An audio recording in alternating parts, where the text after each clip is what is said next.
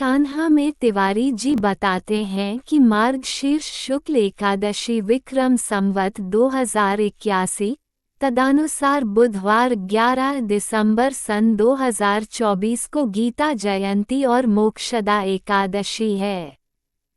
इसे अवश्य मनाएं। मालिक की ओर से अग्रिम शुभकामनाएं। वो हर क्षण मंगलमय है जब हृदय में भगवान के प्रति परम प्रेम उमड़े और हम परम प्रेम में हो जाएं। कार्पण्य दोषपहत स्वभाव प्रयच्छामि त्वं धर्म समुचेताः यच्छ्रेयस्यान्निश्चय ब्रूहि तन्मे शिष्यस्ते शाधि मां त्वं प्रपन्नम्। गीता 2/7। अर्थात करुणा के कलुष से अभिभूत और कर्तव्य पथ पर संभ्रमित हुआ मैं आपसे पूछता हूँ कि मेरे लिए जो श्रेयस्कर हो उसे आप निश्चय करके कहिए, क्योंकि मैं आपका शिष्य हूँ। शरण में आए मुझको आप उपदेश दीजिए। My heart is oppressed with pity, and my mind confused as to what my duty is. Therefore, my Lord, tell me what is best for my spiritual welfare, for I am thy disciple. Please direct me, I pray. कोष्टक। Gita महात्म्य पर भगवान श्री कृष्ण ने पद्म पुराण में कहा है कि भवबंधन जन्म मरण से मुक्ति के लिए गीता अकेले ही पर्याप्त ग्रंथ है। गीता के उपदेश हमें भगवान का ज्ञान कराते हैं।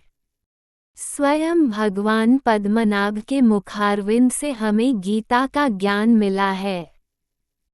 श्री गीताजी की उत्पत्ति धर्म क्षेत्र कुरुक्षेत्र में मार्गशीर्ष मास में शुक्ल पक्ष की एकादशी को हुई थी। ये तिथि मोक्षदा एकादशी के नाम से विख्यात है। गीता एक सार्वभौम ग्रंथ है। ये किसी काल, धर्म, संप्रदाय या जाति विशेष के लिए नहीं अपितु संपूर्ण मानव जाति के लिए है। इसे स्वयं श्री भगवान ने अर्जुन को निमित्त बनाकर कहा है, इसलिए इस ग्रंथ में कहीं भी श्री कृष्णोवाच शब्द नहीं आया है, बल्कि श्री भगवानुवाच का प्रयोग किया गया है। इसके छोटे छोटे 18 अध्यायों में इतना सत्य, ज्ञान व गंभीर उपदेश हैं, जो मनुष्य को नीची से नीची दशा से उठाकर देवताओं के स्थान पर बैठाने की शक्ति रखते हैं।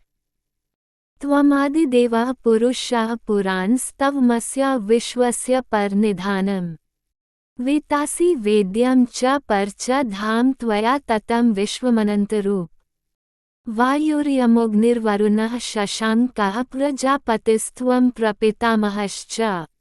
नमो नमस्तेस्तु सहस्रकृत्वः पुनश्च भूयोऽपि नमो नमस्ते। नमः पुरस्तादथ पृष्ठतस्ते नमोस्तु ते सर्वतः सर्व। अनन्तवीर्यमितविक्रमस्त्वं सर्वं समाप्नोषि ततोऽसि सर्वः।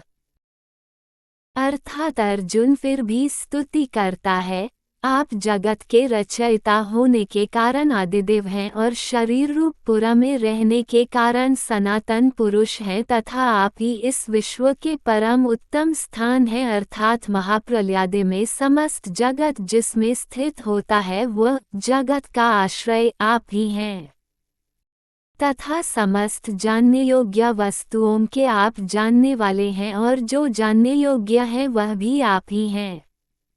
आप ही परम धाम परम वैष्णव पद हैं। ही अनंतरूप समस्त विश्व आपसे परिपूर्ण है, व्याप्त है। आपके रूपों का अंत नहीं है। आप ही वायु, यम, अग्नि, जल के राजा, वरुण, चंद्रमा और कश्यपादि प्रजापति हैं, और आप ही पितामह के भी पिता प्रपितामह हैं, अर्थात ब्रह्मा के भी पिता हैं। आपको हजारों बार नमस्कार हो, नमस्कार हो, फिर भी बारंबार आपको नमस्कार हो, नमस्कार हो। सहस्र शब्द से कृत्व सुच प्रत्यय कर देने से अनेकों बार नमस्कार क्रिया के अभ्यास और आवृत्ति की गणना का प्रतिपादन हो जाता है, परंतु फिर भी पुनश्च भूयोपि इन शब्दों से अर्जुन अतिशय श्रद्धा और भक्ति के कारण नमस्कार करता करता मैं तृप्त नहीं हुआ हूँ ऐसा अपना भाव दिखलाता है। आपको आग से अर्थात पूर्व दिशा में और पीछे से भी नमस्कार है। हे सर्वरूप आपको सब ओर से नमस्कार है अर्थात सर्वत्र स्थित हुए आपको सब दिशाओं में नमस्कार है।